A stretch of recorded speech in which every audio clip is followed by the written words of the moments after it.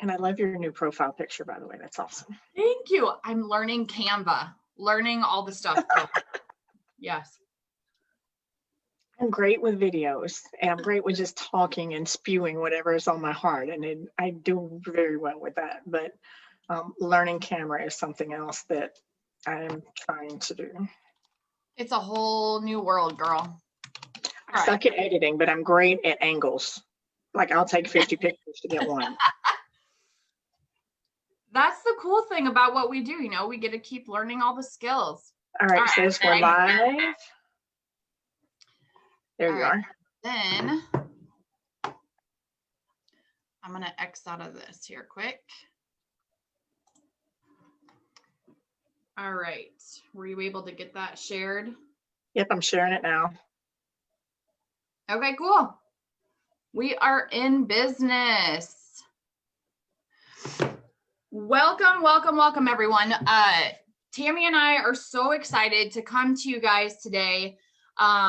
We're coming to you through Zoom, so we will be sure to come through and answer any questions you guys have after the live together. But Tammy and I just want to touch on networking for a second and give a shout out to networking, because so oftentimes people have that MLM or that bad name in their mind when they hear of networking, and networking is so much more than that. So I just want to give a shout out to that, because that's actually how I got connected with Tammy, and a lot of other of my circle that, you know, I'm surrounded by now. So huge shout out there. I'm going to just do a quick introduction. I'm going to basically interview Tammy back and forth. Today, we both have backgrounds. We both have stories that can be really impactful to people in their lives. And that's why we're showing up for you guys today, in hopes that maybe someone can relate, in hopes that maybe someone can take a piece of this information and implement it in their lives to live out that life that was meant for you. So for those of you that don't know me, I am Niki Uhlenhake. I'm a retired hairstylist of 15 years. I ran a brick and mortar business for 8, and I just saw this world of freedom outside of that brick and mortar business. And I decided to step away from that, even though, you know, 5 years prior, I had seen myself retiring in that environment. But I saw that there was more to life. And what I realized was I wasn't personally stepping into that life that was meant for me, because I didn't have the time, I didn't have the focus, and I didn't have the energy. So I wanted to step away from that and really be able to dive into that. And I was brought home. I'm a full-time networker now, with an e-commerce business online. It's actually how I met Tammy. We do not benefit from each other whatsoever financially, just spiritually and mentally. It's been an amazing connection. I'm a wife, I'm a mom, I'm a homeschool mom, and I'm really just learning and diving into all the tools and resources that have been provided for me over the last couple of years. And like I said, I met Tammy. I started watching some of her videos through networking, and it really started to impact my life. And I decided I wanted to connect with her one-on-one. She is a best-selling Amazon author. I do have her book, and I'll touch on that more midway through. But for those of you that don't know me, there's me in a nutshell. But I'm going to hand it over to Tammy and let her introduce herself, and go ahead and take it away, girl. Niki is awesome, and she's right. We would have never met if it had not been for our online business. Like, we were in the same group, and we just kind of connected on, I don't even know which post or what video it was, and we have just become the best of friends since then. So, you know, don't discount the bad name of network marketing, because some of the best connections you will ever make will be in that business, and it will have nothing to do with your financial benefit. It is all for your mental, emotional, and spiritual benefit, and that's where we fall in. For those of you that don't know me, as she said, I'm Tammy Loftus. I am a mom. I'm also a Gigi, is what my grandchildren call me. I have 2 grown children, 3 grandchildren. I have been a life coach for almost going on 10 years. I am a master life coach. I'm an Amazon bestselling author. My book is Dear Victim, It's Time for Us to Break Up Now. That was like one of the most amazing things that I did in my life. If you'd asked me 10 years ago if I had an idea or that I wanted to write a book, I would have laughed at you hysterically and said, please pass me another shot of tequila, because that's the headspace that I was in. I was not even there. So all of my growth and where I am right now literally has taken place in the last 8 to 10 years. And it's been an amazing journey. And my heart is always to help people be their best selves. You know what I mean? We are where we are because of how we think. And my goal is always to shine the light in your darkness and lead you out. There is a yellow brick road for you to follow. And sometimes, when you're inside the jar, you can't read the label. And I'm very good at what it is that I do because I walk the walk. I've got a really big backstory. I don't even know if you want me to go into that now or not, but it's whatever's a on your huge heart. Whatever's on your heart, just let it free flow. If you feel like it's meant to okay. come out, let it out. So I'm a survivor of childhood sexual abuse from both my mother and my biological father. They were pedophiles. They started sexually abusing me at 2.5, 3 years old. That went on till I was 7. And then my stepdad, who is the only man I ever called dad, raped me at the age of 13. There was a lot of physical abuse in my house. My mom was very physically abusive, mentally, emotionally abusive. I learned at an early age, if my mother liked you when I tried to date you, I could not date you because the type of man she liked was abusive, raging alcoholic, sexually abusive, all of those type things. Like I got married at 18, kid at 19, kid at 20, divorced twice by the time I was 32, lost everything I owned 4 times over the next 8 years. I was a 42-year-old stripper trying not to be homeless. Like I was couch surfing on my friends' couches to not be on the streets homeless.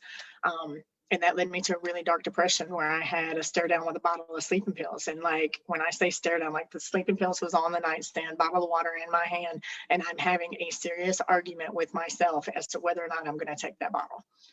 And I thank God every day for my friend that called and talked me out of something. He had no idea how bad that day was going to be.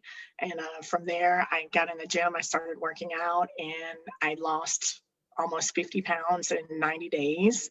Which led me to becoming a personal trainer. It took me 2 years to get through that process because I did not have a belief structure that I could do that. I was 44 years old. You know what I mean? And we're coming up on the anniversary. What is it? So this is 2020. Yeah, this is like September, December 22nd is the day I had to start out with bottle sleeping pills. And today, 7 years ago, I picked up my mom's remains, and that was probably one of the hardest days in my life. And my fiance of 2 years broke up with me the next day and said, I'm sorry I wasn't there for you when your mom died, but I don't know what to tell you about us. And this was in 2013. I was in the beginning stages of coming out of my darkness. Like I had no idea how to lead my family. I couldn't lead myself. The life that I had created for me sucked. And I'm like, okay, so how am I supposed to lead my family when I'm the head of the family now? I'm the oldest. I'm the new mom. It's like, how do I do this when I can't even figure my own life out?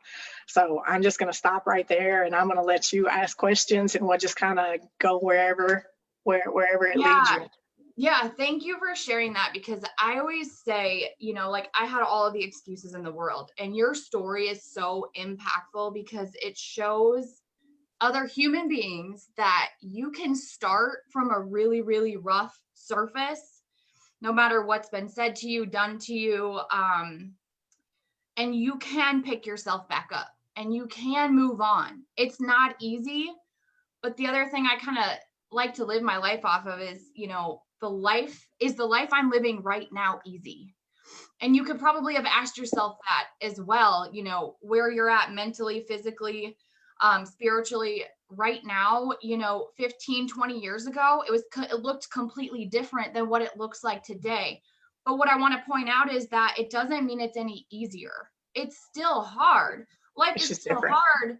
Yeah, life is still hard no matter what we do, no matter what we share, no matter what we go through, because it's really hard to work through those things that you've just shared with us. And so many people have been through really dark times in their life.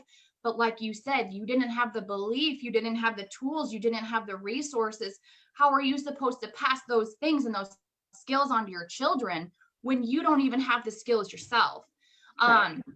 I can relate to that as well. I'm taking a personal class right now that's directly, it directly speaks on that, is how am I supposed to help other people and my son and my husband and everybody else around me if I'm not even skilled for that? And the truth was that I wasn't. So thank you for sharing that, because it speaks loud and clear when you share where you came from. I think oftentimes people look at people, or they look at their success, and success can mean so many different things to people. It can be, physical things. It can be spiritually. It can be a lot of different things. But sometimes what people don't see is the backstory. They don't see where people started. And that's what I really love to share with people, is that it takes work and it takes effort. And, we all start somewhere. And that somewhere doesn't always mean it's harder for someone else. It's how did that hard affect us? How did it give us our paradigm at a very young age to start living out that life, either prepared or not prepared moving forward? So I guess I want to ask you, this is something I ask myself often too, and that I try to work through, is that paradigm. The paradigm is the glasses that you see life through. How did life look, to you 20 years ago? And like you said, if people would have asked you if you were going to be an author, you would have never thought the things that you're doing today would have been possible. It would have almost seemed like a dream or a fairy tale, or something that was so far out of reach that you would never be qualified for, or you would never be able to physically reach yourself. So how did you kind of step into that paradigm shift, that belief shift? Because belief is where it all starts. Girl, look, I hope everybody's sitting down when they get this. So yes, 20 years ago, I was waiting tables at a barbecue place. I was doing catering. I did some bartending work. I was in the service industry. I've got a degree as a legal secretary. I did that for 10 years. Do you know what I mean? When I first got out of college, when I was married to my first husband, and it was great. I was good at it, but I didn't love it, and then I got divorced and was with my second husband. And I did the same thing, and I knew I didn't love it. I knew that wasn't where I was supposed to be, and they weren't paying me my worth. I took 3 companies from 7 closings a month to over 100 closings a month, and I wasn't even making $32,000 a year, and I was just like, I can make more money waiting tables. And and I'm a people person. I love people. Even then, I didn't see my darkness when I was in my marriages. It was when I got out of my marriages that I really went down this dark road. I started experimenting with drugs. I was drinking a lot of alcohol. I was going out and partying every weekend. And so my biggest detriment was, if you partied with me at the club, you were now my friend. I made it like you could give me your street name, and to me that was your name. I didn't know your last name, but I trusted you because you partied with me at the club. And those connections, I can't even necessarily call all of them friends. Some of those people are still now my friends. We've all grown, and we've walked away from that lifestyle. But it was coming out of the day that Jason called me and talked me out of taking those sleeping pills. I mean, literally, pardon my French, but he just got my ass and told me I needed to wake up. Like, this is it. Like, you need to wake up. I don't know what is wrong with you, but you're not the woman I fell in love with. And like, that debunked all of the negative, horrible things that I told myself. I told myself that I was a terrible mother. My kids hated me. They didn't want to talk to me anymore. I couldn't see my grandchildren. And if I can't see my grandchildren, there's no point in living. You know what I mean? Like, our kids are our life, but when our children give us grandchildren, that's a different kind of love. Like, your heart just explodes in a different way. And if I couldn't be a part of their life and they weren't going to get to know me, to me, I'd just rather go to sleep. Going to sleep, that was the only time I did not hear the voices in my head, was when I was asleep, and that was going to be my solution. When he talked me out of that, and like I said, nobody had any idea. Like, when my kids read my book, they were like, "Oh my God, Mom, I didn't know that you were that bad. Like, we didn't know." And that means I did my job as a mom. You were never supposed to see my pain. You were never supposed to see me hurt. Like, all of those were outside of the realm of what I wanted my kids to see.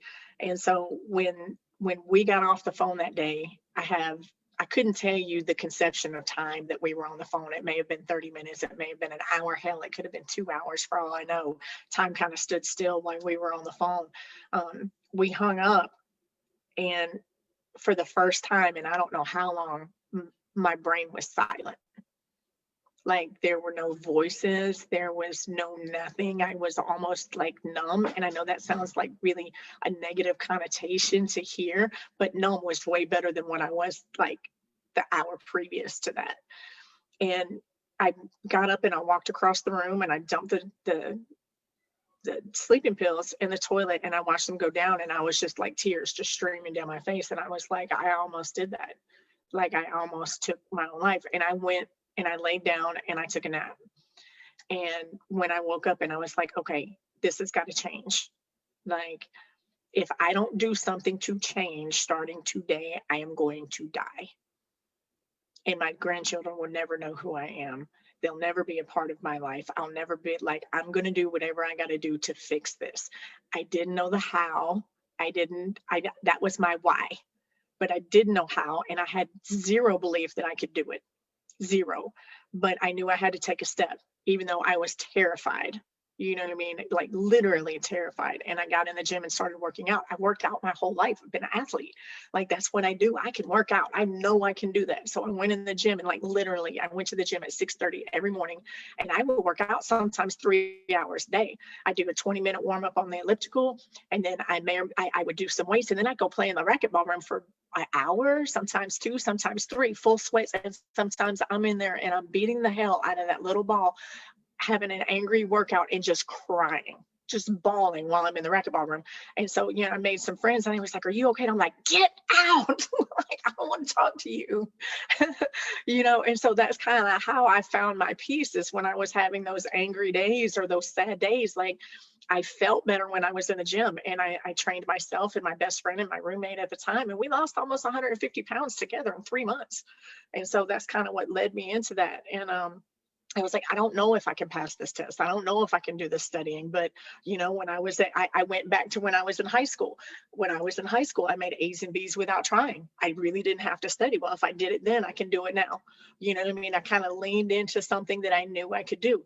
Like I leaned into working out. I knew I could work out. I've always done that, and I've been good at it, so I just kind of, you have to find something that you've done in the past that you are proud of, that you knew you could pat yourself on the back for, and say, okay, well, if I did that then, it's really not any different now because it's inside me. And if it's inside me, I can pull it out of me.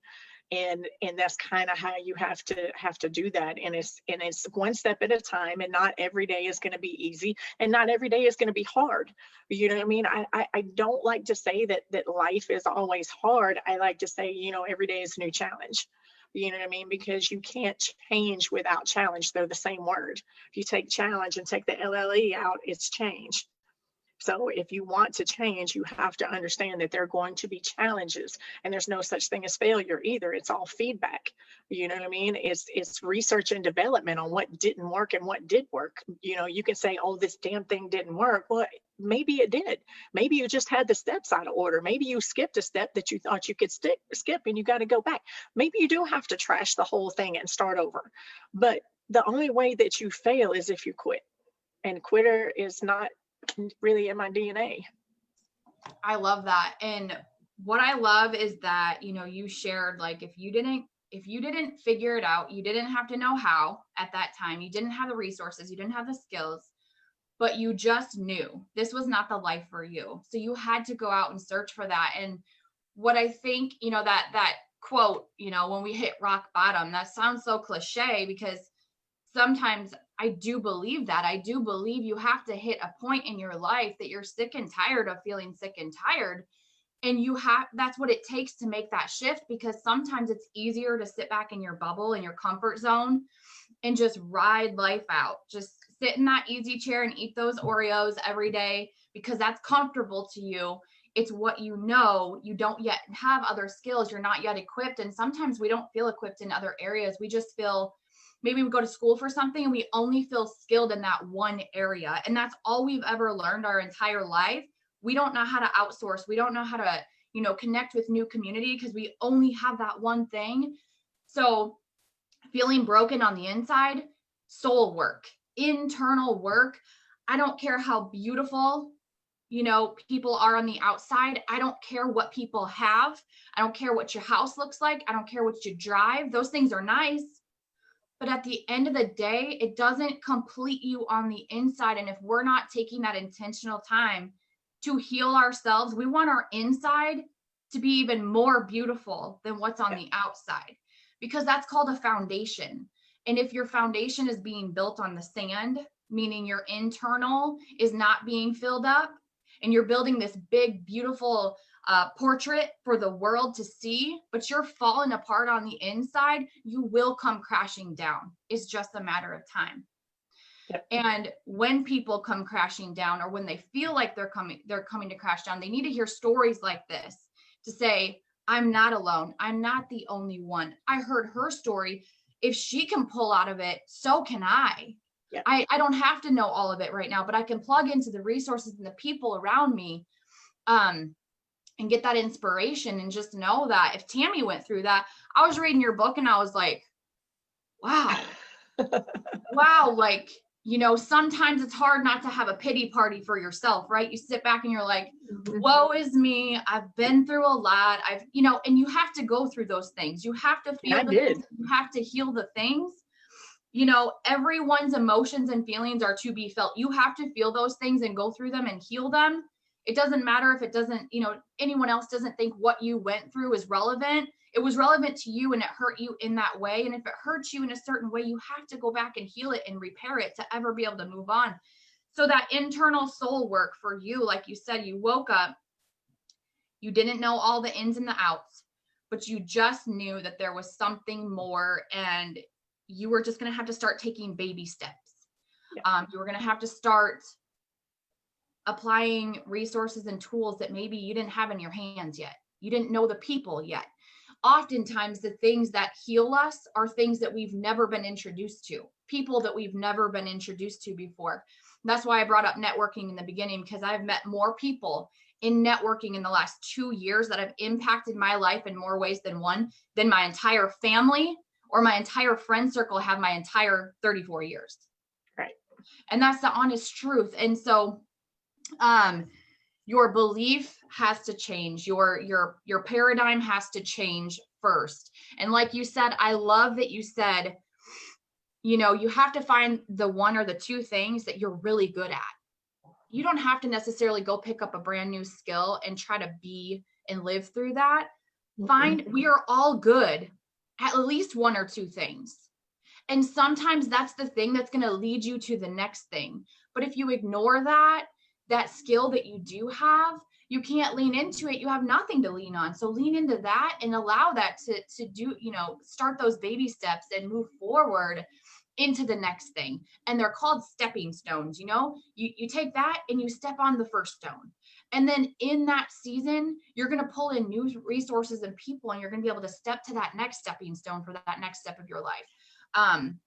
And it is a journey. It's a journey. You don't wake up and you fall out of bed and go, well, I decided yesterday I was going to live a new life, and here it is. Right. Yeah. No, it does not work the way that it works. And I never want to come off like that. I never want to be untruthful to people. That's not it. But I also feel like the missing piece for people is some people know that they want more. They know that they want different, but they don't know where to start. Mm-hmm. And that's where I know you've plugged into many of these things. I've personally been plugging in, and I'm going to plug in the rest of my life, because the day we stop learning is the day we stop living. It's the day we stop growing. It's the day we stop right in our tracks. So if you don't love exactly where you're at, you have to be willing to keep going. So one of the next things, and maybe you've done this as well, I think to kind of build on that is, you said your why. I think it's important to maybe have a list of things like, why do I want a better life? And why not? You need your why list, and you need your why not list. Why am I going to do the things that are going to be difficult and hard and challenging moving forward? Because if I don't know why I'm doing them, I'm going to just give up, because it's easier to give up. So it's really important to have that why. Why? Because I deserve better, because I am worthy, because I am value, and because I can help other people. Mm-hmm. So on the why and the worthy, 99.8% of people do not believe that they're worthy or they deserve anything better. And so when you're talking about your why, those aren't going to be the first things that come out. What I learned was, because I did not believe I was worthy. I didn't believe that I was gifted. I was, like I said, a 42-year-old stripper going through that process of studying and having to tell myself I can do this. The problem that I had, or the voice in my head, because like, I'm going to say this 100 times, we are where we are because of how we think. Our thoughts create our personal reality. Okay, they create everything. Your thoughts are powerful. And so it's when I started shifting from that negative thought process to, even something that was more neutral, and to get into something more positive, that was a huge shift in my paradigm. And it takes practice, and you have to be aware of your thoughts. So when you get into that first thing, I was like, okay, so I'm gonna study for this test. I'm gonna pass this test, but can I live? Can I live off of a personal trainer site? Like, I didn't even know that you could make money as a personal trainer. And I knew how much I was making doing the other, but I hated my life doing that. I hated waking up and doing what I was doing because I knew that wasn't who I was. Like, I didn't hear my birth given name for those 2 years because I refused to tell somebody who I was, because all the guys that come in there, they want to, like, what's your real name? So my dance names were real names. So I could say, oh, that's it. That's my real name, because you weren't going to attach that to my soul, because I knew that wasn't me. And I wasn't going to allow that to become who I was and get lost in that world, because it's very enticing with the money it is that you make doing that, but you lose your soul in the process. Do you know what I mean? I had to do so much alcohol and so many drugs just to be numb, to do the job that I had to do, just to keep a roof over my head, pay the bills, have my car. And then, eventually I had an expiration date, like 2 years, that's it. And and the day I passed my test, I walked away cold turkey. No drugs, no alcohol, away from the dancing, away from all the money. And I'm like, I'm out, deuces. And I never looked back. And I will never forget that day. I went in and I took that test, sitting at the little computer screen in Birmingham, Alabama, March 8th of 2012. And I sat there and I took that test, and, it's supposed to pop up on the screen that you passed. You had to have at least a 70 to pass. And I'm sitting there and I'm waiting for it to pop up. And I'm like, it's not popping up. It's not popping up. It's not popping. What did I fail? Like, it's not popping up. And I'm having this, and I'm like, okay, just go ask the girl, because there's nothing. I'm pressing the buttons, nothing's happening. And I go out there and ask her, and I was like, hey, it didn't pop up on the screen. Can you tell me if I passed? And she pulled up my name and she was like, yeah, you passed. And I was like, no, like, check it again. Like, I made her check it like 3 times. And like the third time, I guess, was the belief, I really did it. And it was so, with the I did it thought, you have to have a power statement.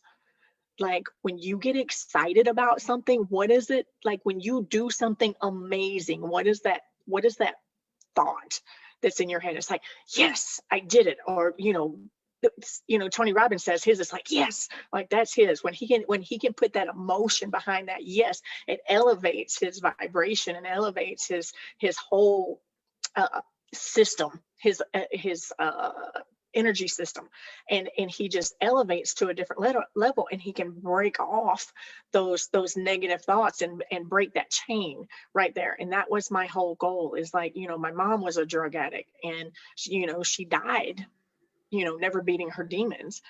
And 2 of my brothers were drug addicts, and the youngest one just died in prison back in May. And he'd been clean for a year. He was looking forward to getting out. He spent his whole life in prison. Like, he was in prison for 18 years. He had 2 more years to go. And then, because he had 2 open heart surgeries in prison, and the neglect and all that, everything, he just didn't make it. And I wanted to break all of those chains for my family. I wanted all of us to be free, and I wanted all of us to figure out how to have a different life. And the one thing that I did as a child when all of that was going on is, well, like, I watched my mom intently, and whenever she did, I went 180 degrees the opposite direction. Like, I refused. I'm like, okay, she likes these type men. If she likes the guy that I'm dating, I can't date you. because she sees something in you. And with all of the sexual abuse and stuff I went through, I didn't know that I had subconscious beliefs that weren't conscious. You know what I mean? That's something that we don't think about. So I'm gonna put this into context for you, and this may be hard to hear, but like with all the sexual abuse, every adult male in my life showed me love by forcing me to have sex with them. So how does that translate into an adult life? Sex is love. So every relationship, if you had sex with me, that meant you loved me and we were instantly in a relationship. Do you know how many jacked up relationships I had before I finally had that epiphany? I know the day that that thought came to me and I realized that I was my own problem. Wasn't anybody else's problem. I was my own problem. How I thought, how I felt, how I healed or not, it was all about me. Nobody else could heal me for me. So October 15th of 2013, I was sitting with my fiance. This is right before we broke up, and I should have broke up with him 3 months, 4 months before that, and I didn't. I held on because I wanted him to save me. I always wanted somebody else to save me, and I needed to save myself. But I was sitting there with him, and I was like, oh my God. And he was like, what's the matter? And I was like, I just realized that every relationship that I've had has been based off of sex. If you had sex with me, that meant you love me. I rushed us into a relationship. We were in a relationship and saying, I love you in 2 weeks. The relationship before that, we were in a relationship in 2 weeks and saying, I love you. The serious relationship before that, we were in a relationship in 2 weeks saying, I love you. In 4 weeks, I had a ring on my finger. Like it was just this perpetual cycle. And when we broke up this last time, I was like, I need to work on me. Like, I need to heal. And I tell this to my clients all the time. It's like, relationships are life, whether it's a friendship, whether it's a relationship with your siblings, with your parents, a romantic relationship, whatever that is, all of those relationships carry baggage. And so whether that relationship ends or it just, turns the corner, there are things in that relationship that have to be healed.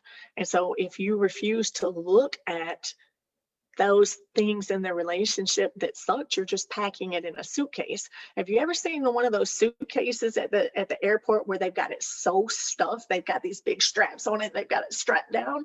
Well, there's going to come a point in time where that suitcase is going to explode, and that suitcase is you. There's no one person at fault for a relationship fail. Like there's two, and you're the common denominator. And that's a hard pill to swallow. But like if you keep attracting the same relationship over and over and over again, just the names and faces have changed. It's not them, boo. I love that so much. And that really just, I think oftentimes too, I can look back at my life and I can look at all the people I blamed for everything that I was going through. And it was everyone else's fault. It was so easy to point that finger at somebody else as to why I was falling short or as to why I had or didn't have the things that I had. And it literally was not until the day I woke up and I realized it was me the entire time. There was no one else to blame.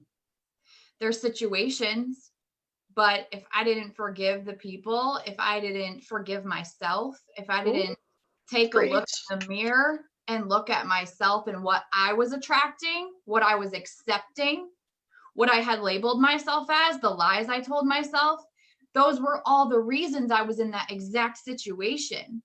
So like you said, that was my baggage. That was my suitcase filling up, piling up like a tea kettle that's going to explode. And that's what happens eventually. But it typically comes out in the wrong form, on the wrong people. But it's exactly what happens. And until you start unpacking that suitcase with the tools and resources, you won't start choosing new relationships, whether it's a spouse, whether it's a friend, whether it's a family member, you will not know how to put that healthy boundary up and choose what's right for you until you figure out who you are and what you need and what you don't need. What is the number one thing? There's a lot of things I know you and I both dive into, but what is the number one thing for a brand new person out there that's like, Yeah, man. I've been through a lot of things. I have no idea where to turn. I'm locked into this job. I'm locked into this negative environment. Maybe it's family, maybe it's friends. Um, Maybe they just don't know where to turn. What's the number one thing you would recommend for a newbie out there that's looking for change in their life? Where would they start? Where should they start with a tool or a resource that's available to everyone? I dove into personal development and started reading books.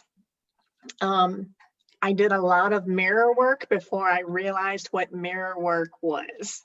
And I'm glad you brought up the whole blame thing. I actually developed an exercise to do with either a whiteboard or a notebook to shift your blame and instantly shift your energy, like within 2 minutes. And it's called I Blame You. And what you do, and I can briefly go over it. It's super simple. I can drop a link to a video. I think I sent it to you in your messenger. It's a video that I did. So if you have a whiteboard, what I want you to do is get your whiteboard out, and across the top of it, or a notebook, either one.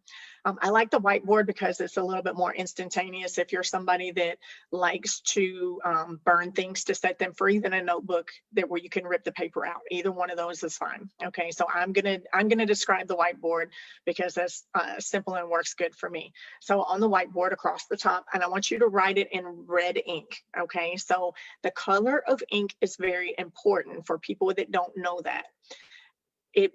Remember when we were in school and the teacher marked up our paper, it was all in red.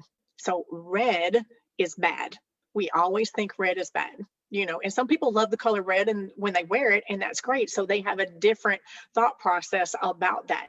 It's at least when they wear it, but when they see it on a piece of paper, you cringe at that red color on paper because it takes you back to childhood and school where the teacher marked up your paper. Okay, so blue to your subconscious means this is important and I must remember it. Black means that it's not important and I don't want to remember this. Okay, so across the top, I want you to write in red, I blame you. Up underneath it, you can either continue to write in red or you can write in black. Okay, because you want your subconscious to forget it because it's no longer important. All right, then you're going to set 60 seconds on the clock.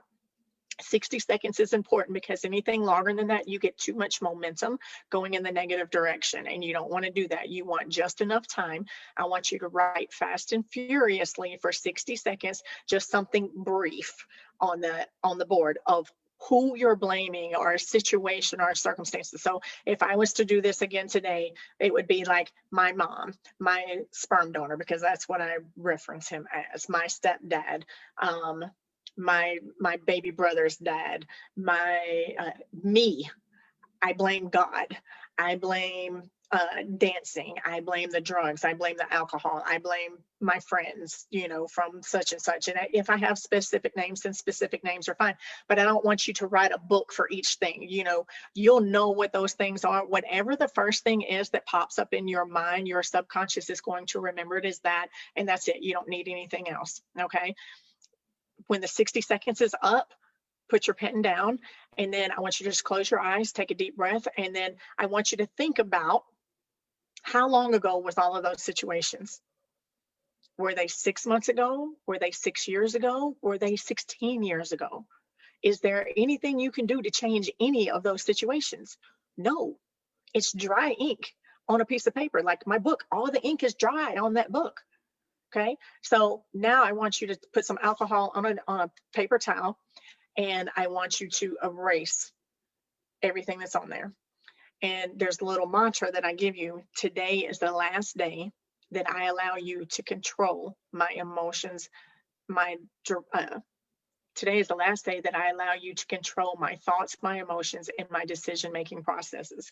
Today is the first day that I take my power back. Today, I choose me. I forgive you. I wish you well. And this is where our story ends. You erase the whole board. Okay. Then you close your eyes. You take a big breath again. And then when you open your eyes, what do you see? You see a blank slate. You've now just, in essence, erased your memory of all of the blame, all of the negative things in your past that no longer serve you.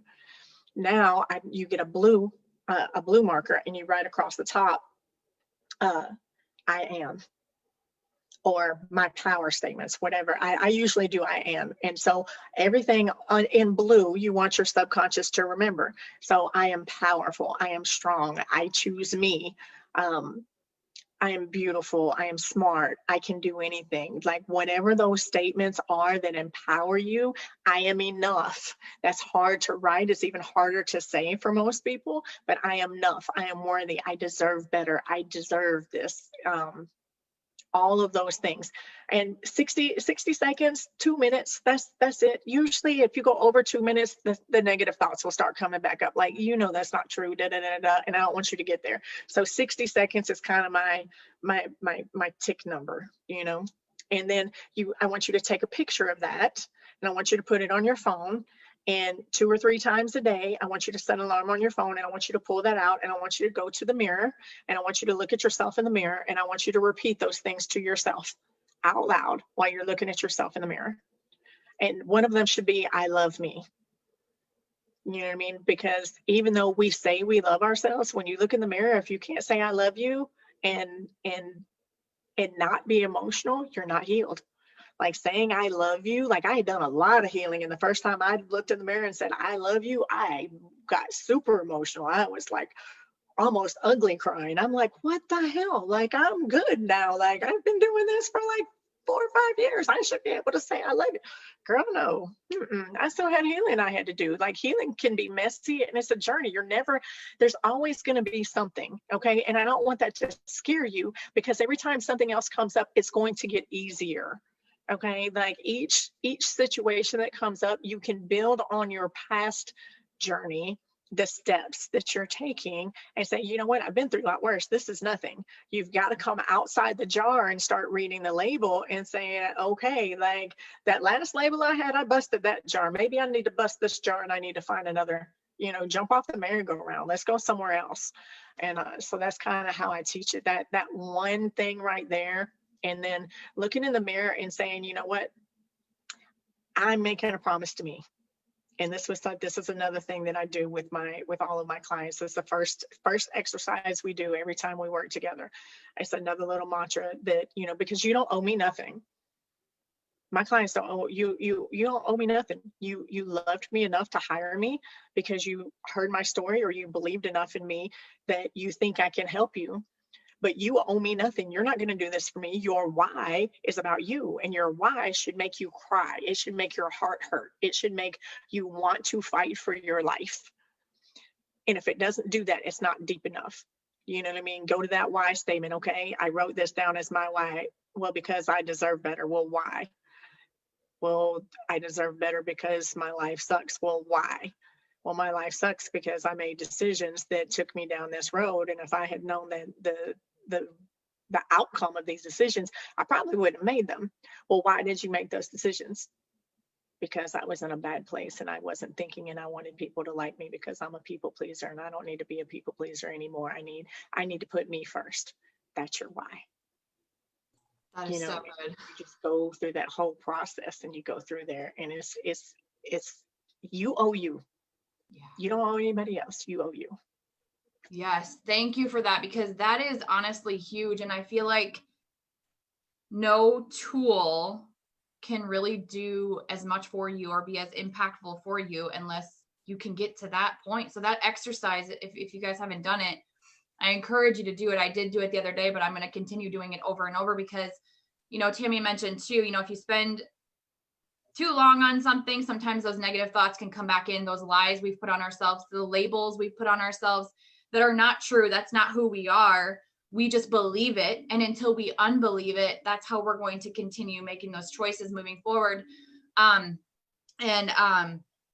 Something else I've heard you say before too is actually it was in your book that I was reading. And if you guys have not read her book, this is on Amazon. It's called Dear Victim, It's Time for Us to Break Up Now. And it really ties into what we're talking about because we are in that victim mindset.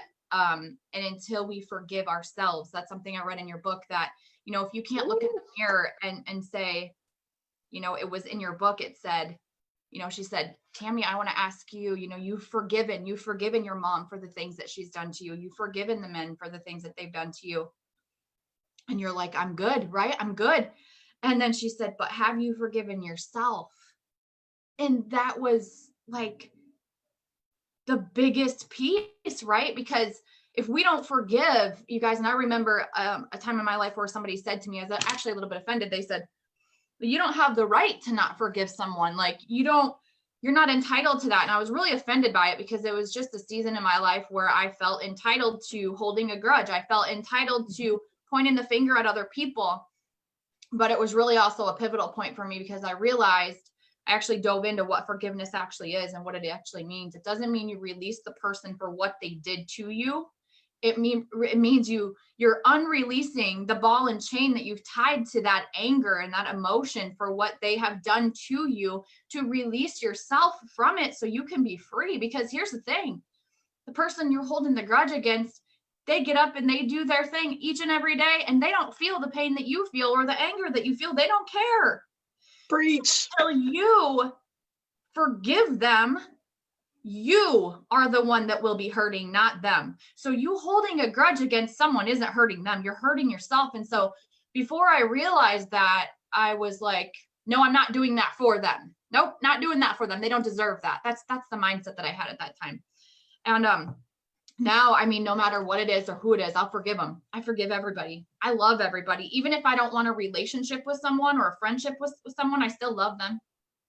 I still love them from afar, and I just know that we're all at different seasons, and that's okay. So I wanted to point that out too, because if you can't look in the mirror and say, I forgive you to yourself for the things that you've labeled yourself as, or the lies that you've put on yourself, the mistakes that you've made, the guilt that you have for things that you've done, or maybe even you believe you've done something to someone out of guilt, and they don't even look at it that way. You know what I mean? Like, we put lies and labels on ourselves. We create someone that we're not, and that's how we live our life out, because we have not forgiven ourselves. Yep. We have not forgiven those around us. So forgiveness is huge, and it was a big turning point for me at an early stage of me healing and diving into personal development as well, and shifting my mindset. Because until I let go of all that, you guys, that felt like I was pulling a Mack truck behind me on a backpack for years. I mean, I was like trying to, march up this hill with a workload, pulling it up. I could barely hike up the hill myself, let alone pull all the baggage with me. So it wasn't until that point. That's a very pivotal point. And you can dive into that more with the things that Tammy shared in personal development. And you guys, there's millions and trillions of books. You can get on Audible. If you say, I don't have time to read, I have ADD. I used to say the same thing. I used to say, I hate to read, until I started diving into personal development. My shelves are full of books. My audio is full of books. You shower, you drive, you cook dinner, you do laundry, you do dishes. Play a book while you're doing those things, because you're already doing those things anyway. If you don't have time to physically sit down and read, get something on audio and plug in. Okay. So it's like a professional football player. Like, if you really want to get good at this thing called life, and you really want to love yourself, and you really want to make a difference and a change in your world and everybody else's world around you, you have to practice it daily. The football player doesn't roll out of bed and he's just amazing and he's got skills. He's got to practice every single day. And this is no different. We, oftentimes people say, I don't have time, or I don't get paid for that, or I can't afford it. You can't afford not to do it. Yep.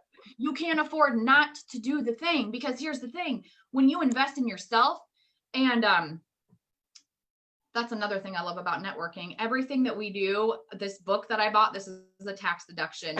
Any conference I go to, any coaching that I pay for, it's a tax deduction, because it's Con Ed, it's personal education. So I love that it affects every piece and every area of your life when you pour into you. And here's the world that we live in. We live in a world that says that's selfish, or we feel guilt for taking a step back to read a book or to go to a class to better ourselves because we're moms or we're wives or we have other things to do, or our friends want to go out and party or whatever it is. So we feel guilty to tell everybody else no, because we're going to go dive into ourselves, so we don't do it.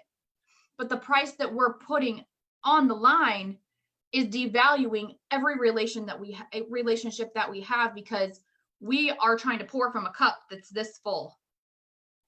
And the only person to fill that back up, like Tammy said, it's the only people that can heal ourselves is ourselves. So what do? We have to keep filling that cup every day. It's like getting in your car, you know, you can't run out of gas and get in it and go. You got to fill the gas tank back up, man. It's the same thing with you. If you don't fill your gas tank back up each and every day, you're going to be pouring from an empty tank, and it's going to be ugly. It's going to feel gross. It's going to look gross. The right people are not going to come into your life because they're not attracted to you. The right people for you that you need in your life are going to be repelled by you because you're not showing up as the person that you're supposed to be showing up as. And so I just want to point that out, that it's not selfish to take time for you. It's actually selfless. It's selfless. If you fill you back up because you have a big goal and a big crystal clear picture about where you're heading, I know why I'm spending time on me. Because it's going to impact every bucket of my life and every person in my life. So I wanted to point that out as well. So forgiveness, and there being a root cause, you know, there's the habits that we make, the relationships that we choose, the job that we sit at. I don't know how many times people, my past clients would say, I hate my job, I hate it. And you know what? That's the one place that they spend most of their life at. Why? For 2 weeks paid vacation, for the government to take a lot of their income, and to hopefully retire off of that income when they hit the age of 65. That's why. But everything else around them is suffering, and they even can say that, but they don't know how to pivot. They don't feel worthy enough. They don't feel like there's any other option, or they've gone to school. They've wasted 10 years of their life doing the one thing that society told them that they should do. And here they are doing it, and they're completely empty on the inside. And I don't know how many people I talk to, they're living that life. And it breaks my heart. Yep. And so it's one thing if you're spending a majority of your time doing something that you love, and you feel, you know, if you love your job and you're getting taxed like crazy and you don't care and you're just joyful and you're still able to pour from a full cup, keep on doing the thing. Keep on doing the thing, because you are probably supposed to be doing that thing. Because why? Because it feels right. Right? When it feels right, you're doing the thing you're supposed to be doing. When it doesn't feel right, when you're stressed, you're depressed, you're anxious, you're maxed out, you've got all these red flags popping up, that is typically a sign. It's typically a sign that something isn't aligning. And, you know, there's a lot of things in my life that I want and that I need yet. And I honestly don't know. I don't know exactly what it looks like. I don't know exactly what's to come my way. I know there's an abundance. There's an abundance that's about to come, emotionally, physically, spiritually. There's some big things coming in my life. I do know that, but I don't know the details of all of it, but I don't have to know that. What I do have to know is that I'm showing up each and every day, practicing daily skills to keep filling me up, to keep filling other people up, to join in community with Tammy and other people out there that, you know, our purpose in life is to help people. We don't share our stories because we're proud of them or because we love them, because we just want to show up and share these stories. We share these stories in hopes that it connects with someone out there listening, in hopes that it changes someone's life, in hopes that someone's seeking a resource or a tool or a friend that believes in them, that can tell them you can do whatever you set your mind to. I did it. Here's where I started. It was ugly. It was ugly. And I could have chosen to, you said, you know, we could go to the grave. Or, you know, I could be gone tomorrow. And I'm not afraid to say that. If tomorrow's my time, tomorrow's my time. If 10 years, 20 years, 50 years is my time, it's my time. What am I doing with the time that I'm being gifted right now, here today? I want to help more people experience a better life. Can you touch on anything? I want to touch on two more things real quick. I want to talk about making decisions off of emotions a little bit, because I think that can kind of tie in. And then I also want to talk about environment, because environment is huge. And so if we could touch on those two things, I think that a lot of people could relate. Yes. I got both. Okay, go for it, girl. Yeah, emotion-based decision making and environment. Okay. I want to touch on those. All right. So emotion-based decision making is usually driven by your environment. Okay. They're not independent of each other. They are locked together. All right.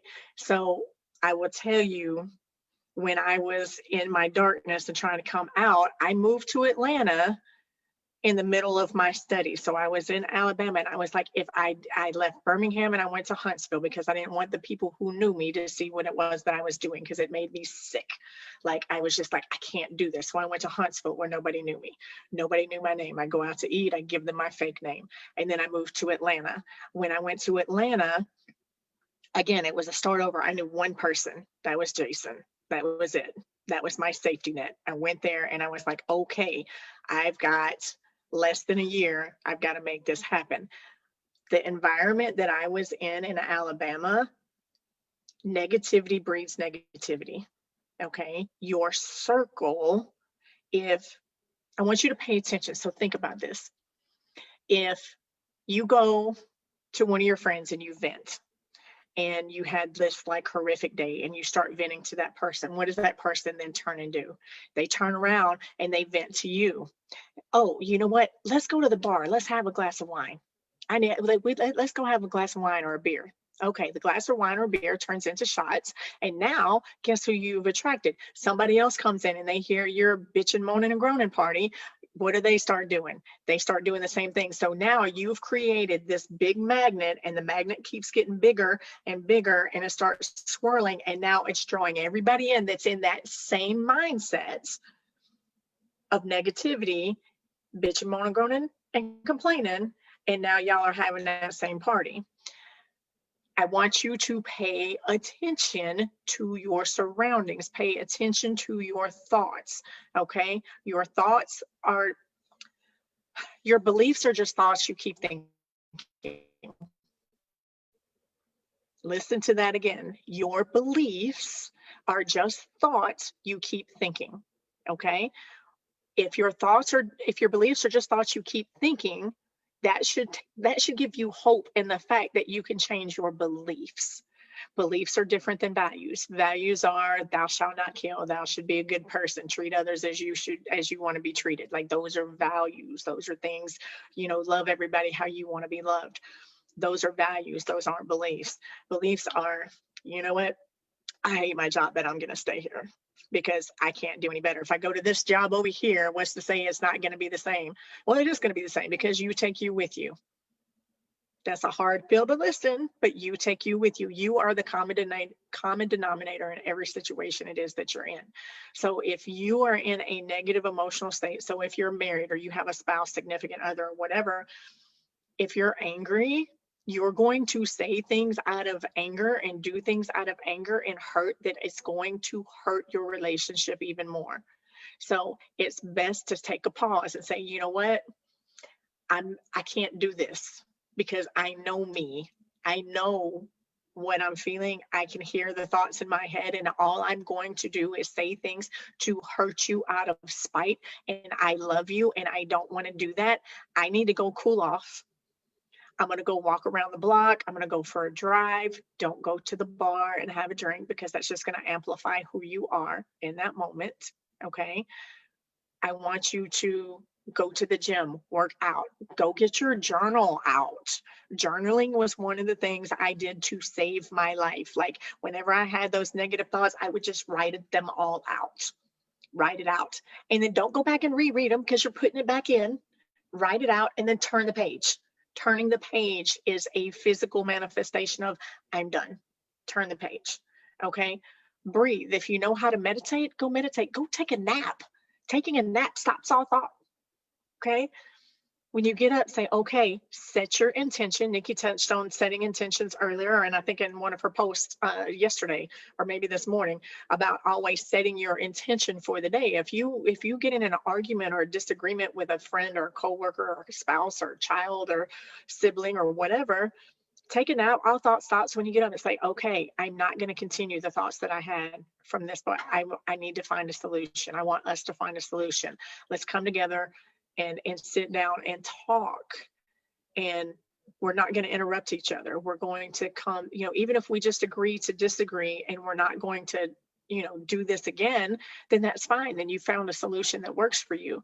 There's no wrong answer, but you can't do it from a place of anger. Okay. So there's an emotional scale, and we can call it emotional steps if that's easier for you to hear that. But revenge and anger and frustration and hurt and depression, all of that's on the lower end of that emotional scale, or those steps. You can't get from anger and rage to love, joy, and happiness. It's too big a jump. So you have to climb the stairs. So if your frustration feels better than anger, when I was in my depression and I was angry, I needed to get to frustration. So I would go to the gym and I took all of my anger out on that little ball instead of the thoughts that was in my head, which was aimed at people that I was blaming for my situation. So it's a cycle. Like, I can go back now and I can look at all of those things and I can see what it was that I was doing. But when you're in that emotional state, you can't read that label. You can't come outside of that jar and see what's going on and see what you're creating. So your words come from your thoughts create your beliefs create your reality, and your reality creates your personal reality. Okay, we get stuck at looking at what is. So write down what is. You can do a T-chart. This is my life. These are the things that suck. These are the things that are going good on my life. Turn the page. The things that suck, I need you to turn them into a positive statement. Well, my job sucks. I hate my job. Is it that you hate your job, or you hate that you're not making enough money at your job in order to survive, in order to do the things it is that you want to do? Is it that you just don't have enough girl boss to go ask your boss for a raise? Is it that you really want to start your own business, but you have a fear because you've never done it before and you don't know how to do that? You know what I mean? Like, you've really got to break those things down, because we do things in such big generalities that we lump them all together, and it's hard to get from here to there. And so, like, everybody needs a coach, whether it's me, whether it's Nikki, whether it's somebody else. And I told Nikki, like, this is a thrown together look. Okay. I still had my pajama bottoms on because I literally got ready in 30 minutes. Right. You know what I mean? I literally got ready in 30 minutes for this because I was on a Zoom with my business coach, which is normally 90 minutes. We're setting up some stuff for my life coaching. I've got an online course that's launching in January, and I've got other stuff that's coming out that I've really been focused on. But like, we're setting up funnels and we're setting up email marketing, which I hate. Oh my God. Setting up email marketing. I was like, dude, I got to go. Like, I cannot show up to my Facebook Live interview with my bedhead ponytail on and no makeup and a hoodie. Like, that's not going to be good. And so he was like, so I'm going back on a Zoom with him as soon as I get done with this. Like, you've just got to make a decision. Okay. Like, don't let when your emotions control you, you're out of control. Your life feels out of control. You feel like life is controlling you instead of you controlling your life. When you start controlling your thoughts and your words, you start controlling your life. You start controlling your emotions, because words will create an emotion. And Nikki mentioned earlier how she would get offended when somebody would say, oh, you don't have the right not to forgive. It's a little bit strong wording for somebody to say that you don't have the right. You have the right to do whatever you want to. You can do whatever you choose to do. But I will tell you, when I confronted my mom about the sexual abuse, she admitted everything. I didn't talk to her for almost 3 years. And the only thing that kept replaying in my head is, if you don't forgive, you won't be forgiven. And so for those that are believers, it says in the Bible, if you don't forgive, you won't be forgiven. I didn't know what that meant. I went to church, but I didn't know why I was going to church. I know, like, I said the prayer. I said, I'm a believer. I said, I love Jesus all this time. And they give you a Bible, they pat you on the back, and they send you on your way.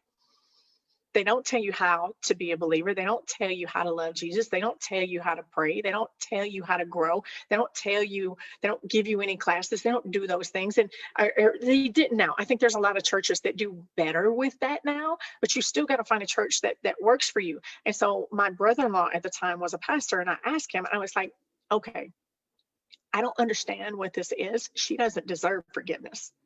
She didn't deserve it after what she did to me and what she put me through, and the life that I have right now. Like, I actually have a good life with my husband, but I'm angry and I'm hurt, and I don't but nightmares are coming back now. Like, I'm like, PTSD is a real thing, and I'm going through all of this. And so he was like, he showed it to me in the Bible where that verse was. Don't ask me where it is because I have no idea, but it's in there. And so he was like, it's not about her. He was like, she's gone on with her life, and that makes you angry, doesn't it? Forgiveness is about you. When you forgive her, you're giving it to God and letting God deal with the things that she does. And you're also taking the handcuffs off of him to heal you, to lead you in the direction so that you can heal yourself. That was one of the biggest lessons that I had to learn. He didn't tell me I had to forgive myself at that point in time, because I still had a lot of things that I needed to forgive myself for. And those, I kept packing my suitcase and I exploded. So, it is a journey. And Steve Jobs said, you can't connect the dots looking forward. You can only connect the dots looking backwards. So when you're looking forward, the dots are ever changing because your goals are always changing. And I teach people, we got to drop your pen on the Google Maps of life. And what I mean by that is you have to have a direction to go. Like, if you get in your car and you want to go to Montana, if you don't put in an address, you're going to end up somewhere else.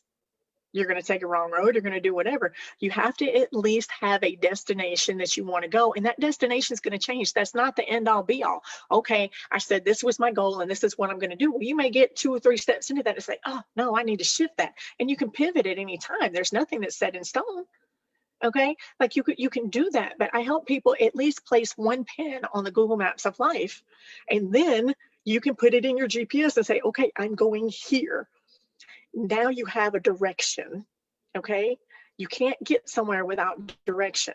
Too many of us fly around by the seat of our pants and let life kick us around. When you realize that you created the life that you got and you want to beat yourself up for that, no, realize that because you created the life that you got, you now have the choice and the ability and the God-given right to change your direction and create a better life. And with that, I'm going to mic drop it. I'm going to give it to Niki. That was so good. And what was so weird to me was like, I was like, so I'm a new believer in the last, I'd say, year and a half. And I read your book too, of course. And it was crazy because I was kind of going through that season of my life too. And I was like, wow. So I just have a quick question for you. Like, have you always been a believer? Have you always been connected to God? Or was that a season in your life that you hit after you hit rock bottom? Because I know a lot of people that go to church and that are Christians, but I've never really been attracted to a lot of the Christians that I've been around because they weren't living out the life that was attractive to me. Like I was almost repelled by it. And I thought, if that's what a Christian looks like, I don't want to be one. And so for me, it took me 33 years to really find out who God really was and who he really is and who he actually designed me to be and figure out all the love and remove the labels. And that was a big part of my healing. Yeah. How did that kind of go for you in a nutshell? When I was little, my grandmother took us to church, and I slept through church because we were kids.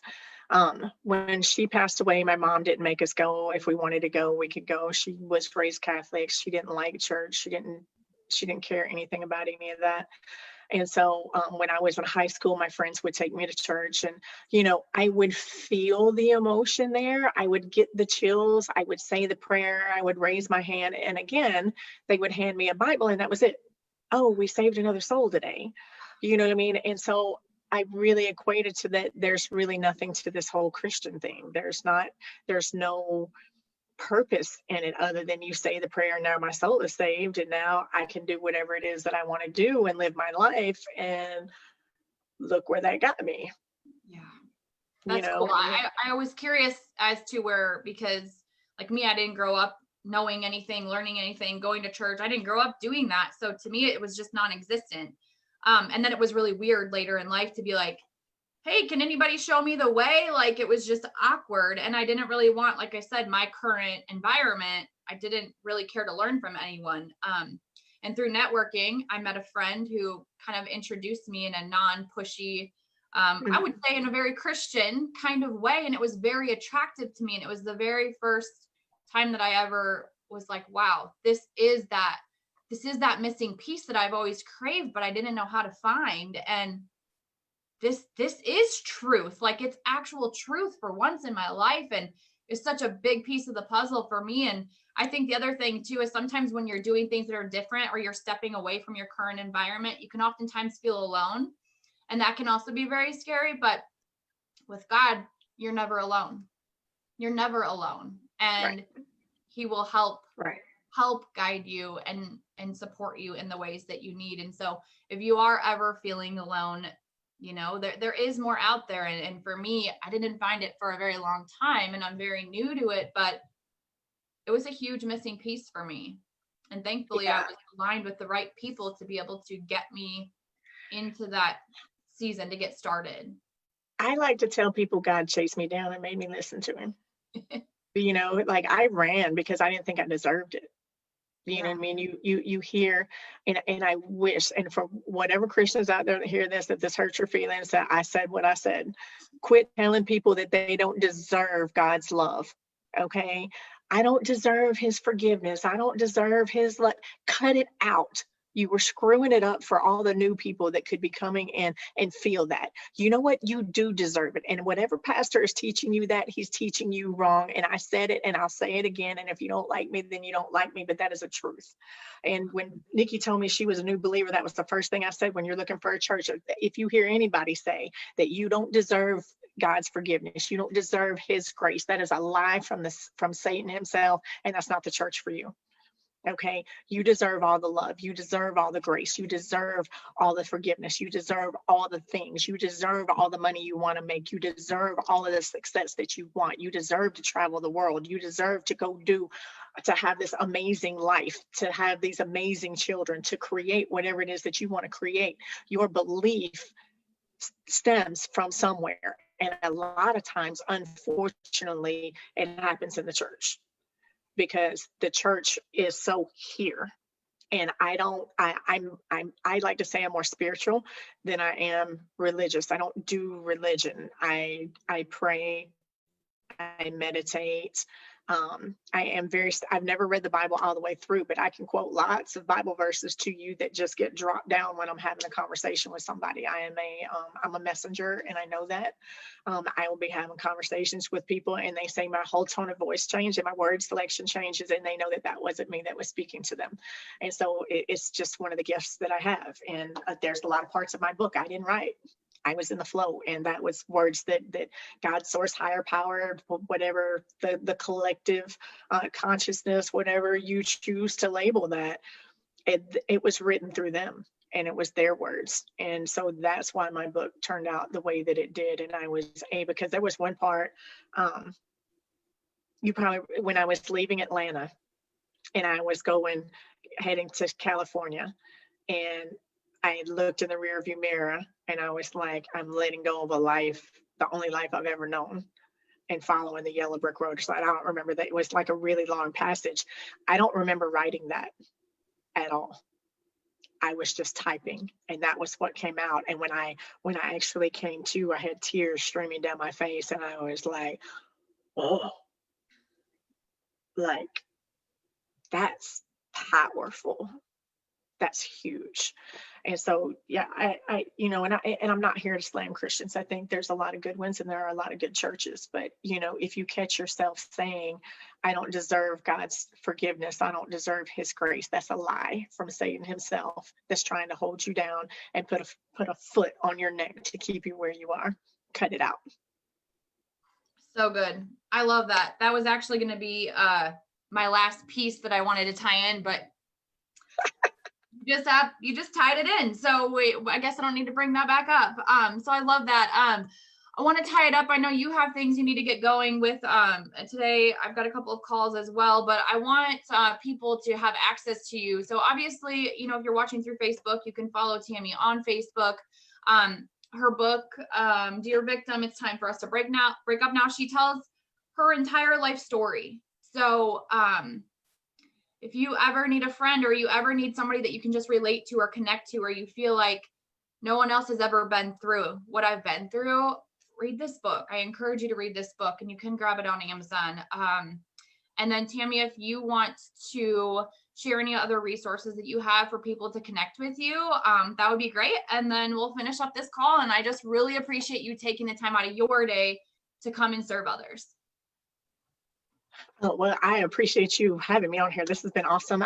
Yes, I do have a free masterclass that is available now. That's what I was doing the whole hour and a half before I got on here. You can go to tammyloftus.com/breaking free. All you got to do is enter in your email and you have access to it right away. There's not any other sales up in there. I'm not trying to, throw you in this funnel and you got 500 sales and upselling all this other kind of stuff. I just want to give you some tools to help you get unstuck. Okay, like to the mirror exercise that I was talking about, where you, that is in there. And then I also do a dream building exercise. We're taught too young to stop dreaming, and we're told like we're too old to dream. That's BS. So I put all of those tools in there for you and give you the opportunity to do that. It's really amazing. The book's on sale on Amazon right now for $9.99. If you like, I can drop the links down in the comments when we're done. And I really hope you guys got some value out of this. That's really my heart, is to help as many people as I can. And if you have a story, start sharing. You can't help anybody if you don't share your story, because there's somebody just like you going through something similar, just like you, and what you did will be the hope that they need, that they can get through it too. Thank you so much. I appreciate it, girl. We'll be in touch. You all have an amazing day, and thank you for tuning in. And if you have any friends that could benefit from this, or family members, please feel free to tag them as well. Have a great day, guys.